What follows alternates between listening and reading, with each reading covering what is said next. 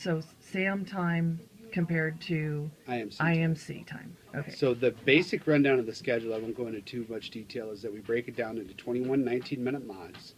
The students are scheduled, most of the classes are set up where you have a 60-minute, 40-minute, or 20-minute meeting. 20-minute meetings are usually with fewer students. It's just a real quick time to conference to see where you're at, see if there's any clarification for the step 3s, which are, of course, the highest level of learning that we require that students get to, and they can go beyond with the step. And that's 90% for you guys? 85%. Oh, 85, yeah. Okay. And math department, I think, does it a little bit stricter. I think they are at a 90%, but I think most of the other departments are at an 85%. Okay. So it's a 20-minute small group conference, which is usually very few students in it, so you can touch base, answer any direct questions very quick. Personally, not a huge fan of that format because it's tough to keep kids motivated for 19 minutes when they think that they're just sitting out. They come in, they have one question, it's answered, they check out. And if they don't have want a to question stay with you at that all, whole time. they just don't feel like they can get much done. The next setting, which I think should be the smallest personally, is our 38-minute meeting, and that is where a bulk of the work time and the presenting of the step 3s come in. We require that all of the summative assessments, so this is our step 3 projects that we have the kids do, they have to actively present it to one of the social science teachers, and this allows us the opportunity to ask them clarifying questions if they maybe didn't hit something that we thought was important. Oftentimes we can get a much better idea of the depth of student understanding of something if I could just talk one-on-one. I could have an absolutely atrocious writer that turns into something that kind of hits on some of the stuff that I have, but then I have a conversation, I ask them questions that dig into the Renaissance a little bit more, and then I know for sure that that's where it is. Yeah. In those things, we have a minimum passing score of an 85%, like we said, and they can score anywhere up to the 94, which would give them the A. Anything above a 94%, and this all has to do with the way that we translate our grades. We can't just do the 3-2-1. We're required by our school board to translate it into the 90, the A. Into a number, yeah. Correct. Just lost my train of thought. Oh, and then we have our large group, which is our direct instruction. That ends up being a 60-minute meeting, and I have anywhere from 60 to 80 students in there, and that is a bulk of the large group. Direct instruction. When I'm talking to all the kids at once, it all takes place. And is that all the kids that you're responsible for, or some that you and other teachers are? For the large group, that is like, for my large group, it's just the kids that I'm responsible for, but I share the sophomore workload with Mrs. Cook. And I do all the large groups, though, just because it makes more sense for one person to prep it rather than share it out. I just take all of those on. And so when you do those, what's she doing? She'll have small groups. She also shares workload with the freshmen, so she's kind of split between her freshmen and sophomores. How do you make sure that's fair, that all the teachers have a similar workload? Just math, numbers. We just kind of figure it out. Gage, do you want to come back, bud? Do we have class right now? Well, I want to do my 20 now. You can sit and work as long as you don't mind me talking while you're working. Is that cool? Yeah. Can I do that instead of coming in at the end of the day? Yeah, that's fine. I have no problem with that.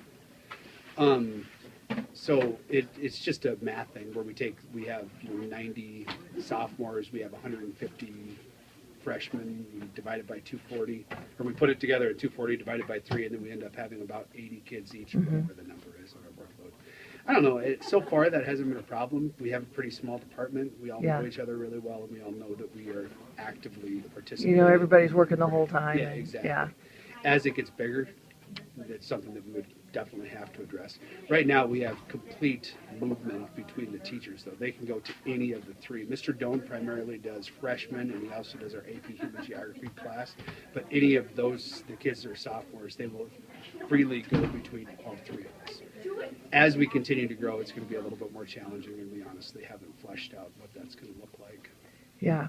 So that's something that we can't really help you with. Is there anything you like or advice you'd like to give about, because you used to teach in a traditional Yeah, and schedule. actually next year I'm going to be going back to a traditional as well. I'm going to be going back to the middle school and teaching social studies again. So if you guys are considering the mod, I'd tell you that that's the biggest thing that I'm going to miss about being at the high school is that I won't be able to do that. I still intend to customize my curriculum down at the middle school, even though they are not doing that right now. I still plan to do that, but the mod's fantastic. I could say hands down that even the kids that don't particularly care, we could swing over to Gage for a minute as soon as he's done looking at his cars there. Would you tell me what mod versus customized? Tell me about the mod. Tell me about customized. Well, I think it'll help in the future, but for right now, I can't do it right now. I mean, I could if I put my full effort into it, but. But I'm talking about like the mod schedule itself. Oh, I like it. Yeah. I like the schedule. Yeah. I just don't like. It- I have so much free time because I don't use it. Yeah, it seems to me that for you guys, the mod schedule means two things. It means you're not only self-paced, but you're self-learning. Self-motivated. Yeah, and self-motivated. And, I mean, I have it in other aspects of my life, but school right now just isn't one of them. Some of the kids I was talking to were switching back to the traditional just because they loved the schedule, but they couldn't handle having to be so self-taught. Yeah, that's what I'm doing. And so what we're trying to do in Lindsay is blend the two. Mm-hmm. We're trying to have some of the direct teaching and the Yeah. customized learning I would like that. all together. But right there was now we're more- in like a block schedule, so we're hoping maybe try some of the mod.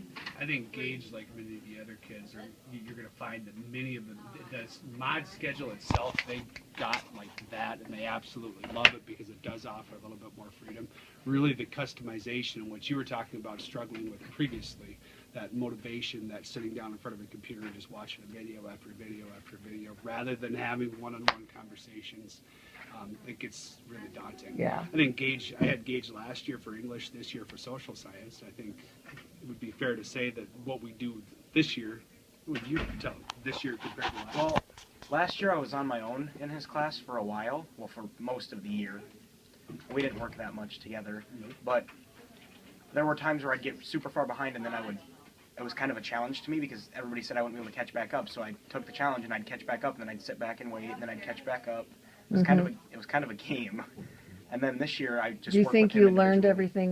everything do you think you learned it in as much depth as you could doing it that way, or I don't think I learned anything. Well, okay, not anything, but not as much as you could have? because I just flew through the homework and got it done to get it done Yeah, instead of learning for understanding, which is Yeah. what we're supposed to do. yeah. So using the mod schedule initially was no big deal. Learning how to get to your classes and having the different times. No, the only difference is you have to check your schedule all the time. You don't have it memorized. I mean, I still don't have it memorized. I know kind of where I have to go at points. Like every day after lunch, I usually have math, but then sometimes I think I have math, but I have his class. That happens a lot, and then I miss his class sometimes for the first 10 minutes. But one of the beauties again of the mod schedule, You can make it is back up. that you just come in whenever. If I've got a free mod, he's got a free mod, and he's got Like something right else he now, wants to do I during usually just come in and work, so I have the end of the day free, and I can leave or go to wellness, or well, I mean, I can't leave, but I can go do something else. Like you guys can actually go get like a workout done, right? Yeah. As That's long as you really get a pass. Mm-hmm. I So- like that. I like the freedom. How I can just, if I have IMC, like I was just over there and I was like, well, I'm gonna go work with Professor. Okay, see ya. Mm-hmm. I come over here and Can you also explain real quick the difference between SAM and IMC? That was one of the original SAM questions. is your no supervision. I mean, they can still monitor your computer with LAN school. I don't know if you guys have that, but IMC, You guys aren't one-to-one, are you? Yeah. You are one-to-one, Mhm. okay. you are in a room with a teacher, and it's more structural. You have to ask to go to the bathroom, you have to ask to leave. One of the IMC teachers doesn't let us listen to music. You can't have your phones out, but it's for people that are behind. So if you have 2 insufficients out of your 5 classes, you have that. Then if you have 1, if you have 2, you have to go to after school and you have IMC, but if you only have 1, you just have to go to IMC. And if you have none, you're on the perch for SAM. And so, is that motivating to you to stay on pace because of that? No. For other kids, I think so. But I kind of like being an IMC because I work when I'm there. Makes I know you that get if it I'm out there, done. I wouldn't. Yeah. I think you'll find that